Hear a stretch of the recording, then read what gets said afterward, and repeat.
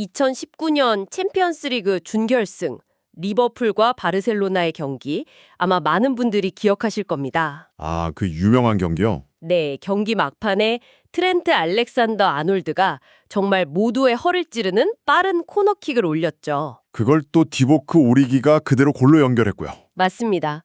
그 코너킥 단 하나가 축구 역사에 남을 대역전극을 완성시켰습니다. 이렇게 코너킥 단 하나가 한 경기의 운명을 바꿀 수 있는데요. 그렇죠. 오늘은 바로 이 코너킥이라는 아주 구체적인 영역에 인공지능이 어떻게 파고들고 있는지 여러분이 보내주신 구글 딥마인드와 리버풀 FC의 공동 연구 자료들을 통해 한번 깊이 파헤쳐 보겠습니다. 사실 이 자료들의 진짜 핵심은 뭐 축구 전술 그 자체만은 아닙니다. 아, 그런가요? 네, 더 중요한 건 데이터가 극도로 부족하고 변수가 정말 셀 수 없이 많은 바로 이 현실 세계에 AI를 어떻게 적용할 수 있는지 그 청사진을 제시했다는 점이에요. 축구 코치가 AI의 조언을 듣는 시대가 온 거죠.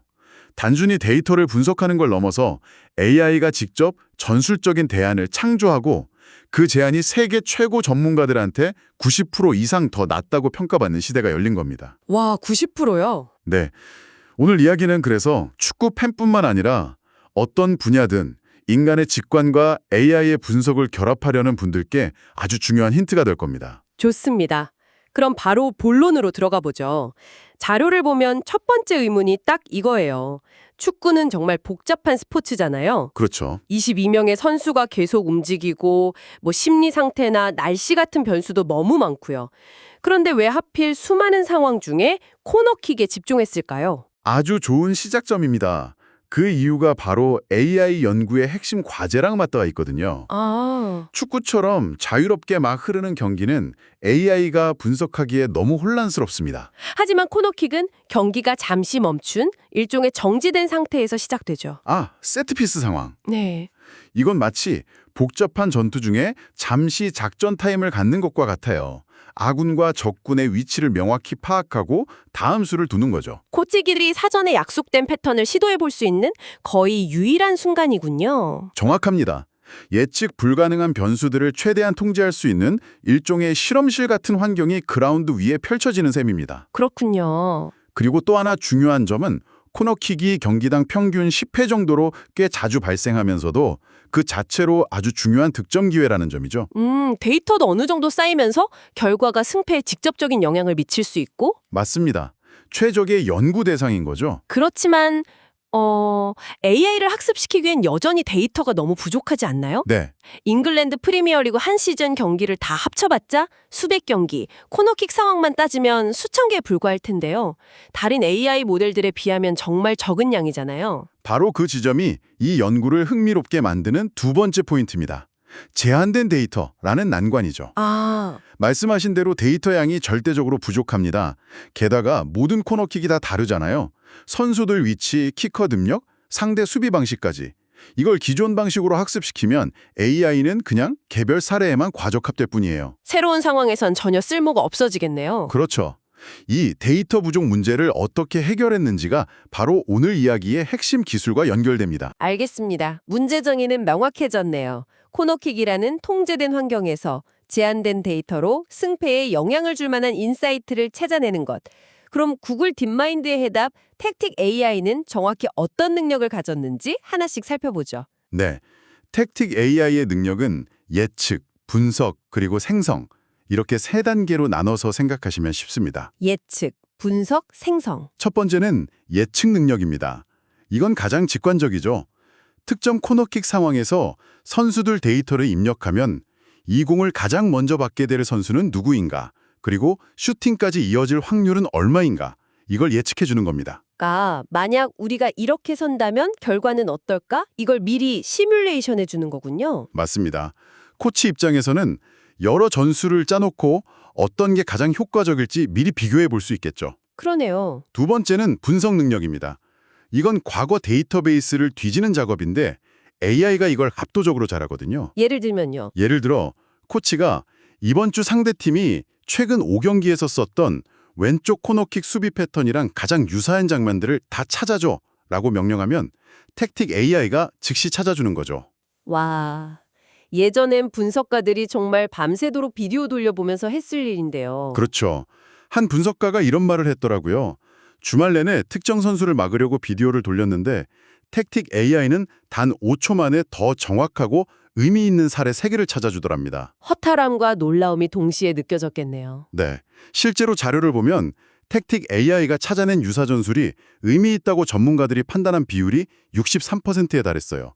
기존 방식의 33%보다 거의 2배 높은 수치입니다. 예측하고 분석하는 것까지는 뭐 어느 정도 예상은 되는데요. 솔직히 자료를 보면서 가장 놀랐던 건 AI가 아예 새로운 대안을 만들어낸다는 마지막 생성 능력이었습니다. 맞습니다. 이건 정말 차원이 다른 이야기처럼 들리거든요. 바로 이 생성 능력이 틱틱 AI를 단순한 분석 툴이 아니라 전술 어시스턴트로 만드는 핵심입니다. 이건 단순히 이 전술은 성공 확률이 5%입니다. 에서 그치지 않아요. 성공 확률을 15%로 높이려면 A 선수를 2m 뒤로, B 선수를 1m 오른쪽으로 이동시켜야 합니다. 이렇게 구체적인 해결책을 제안하는 겁니다. 와, 문제점을 지적하는 걸 넘어서 개선 방안까지 직접 그려서 보여준다는 거군요. 바로 그겁니다. 예를 들어 수비 상황이라면 상대 팀의 슈팅 확률을 낮추기 위해 우리 팀 수비수들 위치를 어떻게 바꿔야 하는지를 AI가 직접 제안해 준다는 거죠. 바로 그거죠. 특정 선수의 슈팅을 막기 위해 다른 선수들의 위치를 어떻게 유기적으로 재배치해야 하는지 여러 대안을 시뮬레이션에서 보여줍니다. 인간 코치가 경험이랑 직관으로 한두 가지 떠올릴 때 AI는 수십 가지를 계산해서 가장 좋은 걸 추려주는 거네요. 네, 이것이 바로 창조의 영역입니다. 정말 놀라운데요. 여기서 아까 이야기했던 근본적인 질문으로 돌아가게 됩니다. 그렇게 부족한 데이터로 어떻게 이런 예측과 생성이 가능한 걸까요? 자료에 기하학적 딥러닝이라는 용어가 계속 나오던데 이게 바로 그 비밀병기인가요? 네, 바로 그 기술이 이 모든 것을 가능하게 한 열쇠입니다.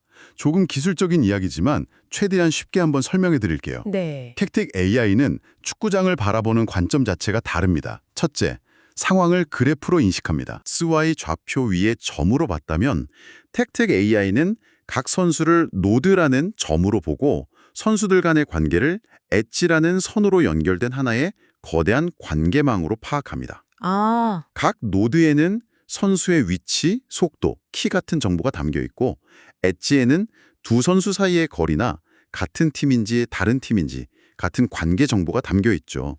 선수 한 명 한 명을 따로 보는 게 아니라 22명 전체가 이루는 관계 구조를 통째로 분석한다는 의미군요. 완벽한 이해입니다. A 선수가 움직이면 그게 B, C 선수에게 어떤 영향을 미치는지 그 연결 관계를 파악하는 게 핵심이죠. 그렇군요. 그리고 두 번째 비밀은 이 그래프 구조를 활용해서 축구의 기본적인 대칭성을 AI에게 미리 가르쳐준다는 겁니다. 대칭성이요? 한번 생각해 보세요. 우리가 왼쪽에서 코너킥을 차는 상황이나 그걸 거울에 비춘 것처럼 오른쪽에서 똑같이 차는 상황이나 전술적으로는 본질적으로 같은 상황이잖아요. 그렇죠. 필드를 좌우로 뒤집는다고 전술의 본질이 바뀌진 않으니까요. 사람은 이걸 당연하게 알지만 일반적인 AI는 이 두 상황을 완전히 다른 데이터로 인식하고 각각 따로 학습해야 합니다. 데이터가 2배로 필요한 셈이죠. 하지만 기하학적 딥러닝은 AI 모델을 설계할 때부터 이 대칭성이라는 물리 법칙을 아예 내장시켜버립니다. 내장시킨다고요? 네, 택틱 AI는 코너킥 데이터 하나가 들어오면 그걸 원본, 좌우 반전, 상하 반전, 그리고 둘 다 반전시킨 4가지 버전으로 자동으로 복제해서 동시에 처리해요. 그리고 이 4가지 경우 모두에서 똑같은 예측 결과를 내놓도록 AI를 강제하는 거죠. 아하, 그러니까 AI한테 축구라는 게임의 기본적인 규칙을 미리 알려줘서 학습의 지름길을 만들어준 셈이군요. 그렇죠. 데이터 하나를 4개처럼 활용하는 효과도 있고요. 훨씬 적은 데이터로도 핵심 패턴을 더 빠르고 정확하게 배울 수 있겠네요. 바로 그겁니다. 마치 정답지의 절반을 미리 보여주고 문제를 풀게 하는 것과 비슷합니다. 덕분에 제한된 데이터만으로도 어떤 새로운 상황에서도 적용 가능한 일반화된 패턴을 학습할 수 있게 된 겁니다. 그런데 한편으로는 이런 생각도 드네요. 그렇게 규칙을 미리 정해놓으면 오히려 그 규칙에 갇혀서 AI의 창의성을 제한하는 족쇄가 될 수도 있지 않을까요? 굉장히 중요한 질문입니다. AI가 인간은 상상도 못할 기발한 전술을 발견할 가능성을 막아버리는 건 아닌가요? 네, 실제로 AI 연구에서 항상 딜레마가 되는 부분이죠. 이 연구의 경우 대칭성은 축구의 물리적 법칙에 가깝기 때문에 창의성을 저해하기보다는 불필요한 학습 과정을 줄여주고 핵심에 집중하게 만드는 효율적인 제약으로 작용했다고 볼 수 있습니다. 아, 만약 수비수는 무조건 페널티 박스 안에 있어야 한다 같은 잘못된 규칙을 주입했다면 말씀하신 문제가 발생했겠죠. 어떤 제약을 주느냐가 AI 설계의 핵심인 셈입니다. 이론은 정말 탄탄해 보입니다. 자, 그럼 이제 가장 궁금한 부분으로 넘어가 보죠. 실제 결과는 어땠습니까? 리버풀의 데이터 과학자, 분석가, 코칭 스태프라는 진짜 전문가들을 과연 만족시켰을까요? 결과는 연구팀조차 놀랄 만큼 인상적이었습니다. 먼저 정량적인 평가부터 보면요. 택티카이는 공을 처음 받을 선수를 예측하는 데 있어서 상위 3명을 꼽았을 때 78.2%의 높은 정확도를 보였습니다. 22명 중에 1명을 맞추는 건데 3명 안에 들 확률이 거의 80%에 육박한다니 대단하네요. 그렇죠. 슈팅이 나올지 안 나올지를 예측하는 정확도도 높았고요. 잠시만요. 자료에 F1 점수라는 말이 나오는데 청취자분들을 위해 이게 그냥 우리가 아는 정확도와는 어떻게 다른지 간단히 짚어주실 수 있을까요? 아, 네. 좋은 질문입니다. 코너킥에서는 슈팅이 나오는 경우보다 안 나오는 경우가 훨씬 많겠죠. 그렇죠. 이렇게 데이터가 불균형할 때 AI가 전부 슈팅 안 나와라고만 예측해도 정확도는 90% 이상 나올 수 있습니다. F1 점수는 이런 함정을 피하기 위해 AI가 슈팅이 나온다고 예측한 것 중에 진짜 나온 비율, 그리고 실제 슈팅이 나온 것 중에 AI가 맞춘 비율을 모두 고려하는 훨씬 더 균형 잡힌 평가 지표라고 생각하시면 됩니다. 알겠습니다. 그 점수가 높았다는 거군요. 네, 매우 신뢰할 만한 예측을 했다는 뜻입니다. 수치만으로도 놀라운데 저는 전문가들의 주관적인 평가가 훨씬 더 궁금합니다.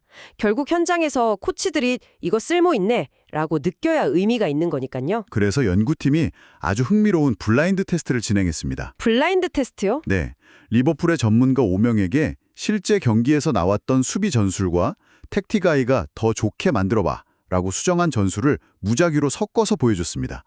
어떤 게 실제고 어떤 게 AI가 만든 건지 전혀 알려주지 않은 상태에서요. 결과가 어땠나요? AI가 만든 티가 확 나지 않았을까요? 첫 번째 결과는 전문가들이 둘을 거의 구분하지 못했다는 겁니다. 와, 그만큼 택티가이가 제안한 전술이 현실적이고 그럴듯했다는 뜻이죠. 하지만 진짜 놀라운 건 두 번째 결과입니다. 네. 전문가들에게 두 전술 중 어느 쪽이 더 효과적이고 좋아 보입니까? 라고 물었을 때 그들은 무려 90%의 경우에 택틱 AI가 제안한 전술에 손을 들어줬습니다. 90%요?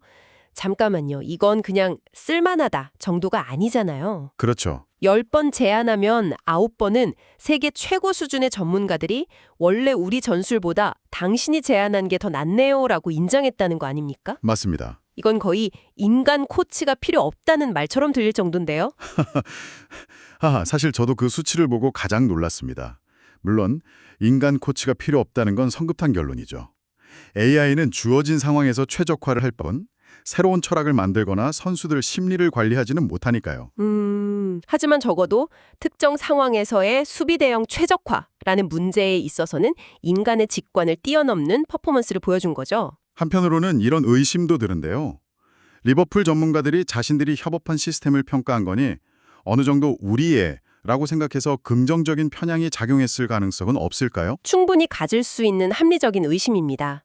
연구팀도 그 점을 인지하고 있었기 때문에 블라인드 테스트를 한 겁니다. 전문가들은 눈앞의 두 영상 중 어느 것이 AI의 제안인지 전혀 모르는 상태에서 오직 전술적 우수성만으로 평가했습니다. 만약 AI가 만든 전술이 어설펐다면 바로 간파하고 낮은 점수를 줬겠죠? 그렇군요. 90%라는 결과는 그런 편향을 감안하더라도 압도적인 수치네요. 네. 그럼 구체적으로 어떤 제안들이 그렇게 좋은 평가를 받았나요? 자료에 나온 전문가들 코멘트를 보면 이런 것들이 있습니다. 중앙 수비수들의 커버 범위가 훨씬 향상되었다. 페널티 박스 안쪽에서 뭉쳐있던 수비수 그룹의 움직임이 더 유기적으로 개선되었다. 골키퍼의 위치 선정이 더 안정적이다 등이었죠. 흥미로운 점은 단순히 선수 한두 명의 위치를 바꾸는 게 아니라는 거네요. 맞습니다. 마치 오케스트라 지휘자처럼 한 선수의 미세한 움직임이 다른 선수들에게 연쇄적으로 어떤 영향을 미치는지를 모두 계산해서 전체적인 수비 대형의 조화를 최적화한 제안을 내놓았다는 겁니다. 정리해 보겠습니다. 구글 딥마인드의 택틱 AI는 기하학적 딥러닝이라는 아주 영리한 기술을 썼군요. 네. 이걸로 데이터 부족 문제를 극복하고 코너킥 상황을 예측, 분석, 그리고 마침내 더 나은 대안을 생성하는 수준에 이르렀습니다. 그리고 그 결과물은 리버풀이라는 세계 최고 클럽의 전문가들로부터 10번 중 9번은 더 낫다는 평가를 받을 정도로 실용적이고 강력했네요. 네. 이 연구는 단순히 데이터를 분석해서 보여주던 1세대 스포츠 AI를 넘어서 인간 전문가와 협력하여 더 나은 대안을 창조하는 2세대 AI의 등장을 알리는 중요한 이정표입니다. 리버풀과의 협업은 AI가 실험실을 나와서 실제 필드의 복잡한 문제에 어떤 실질적인 가치를 더할 수 있는지를 명확히 보여준 첫 사례 중 하나라고 할 수 있습니다. AI 기술 자체의 발전에도 영향을 미쳤다고 볼 수 있을까요? 물론입니다.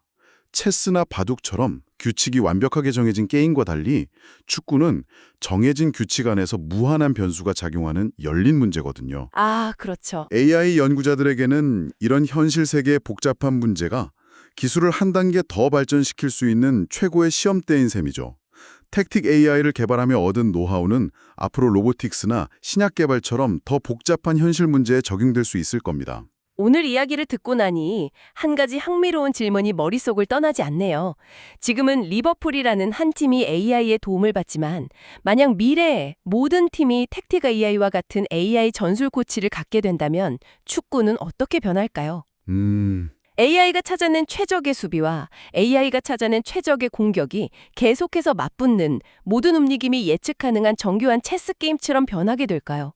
아니면 오히려 AI의 완벽한 예측을 뛰어넘기 위한 인간 선수들의 창의성과 즉흥성이 폭발하면서 지금과는 완전히 다른 차원의 새로운 스포츠로 진화하게 될까요?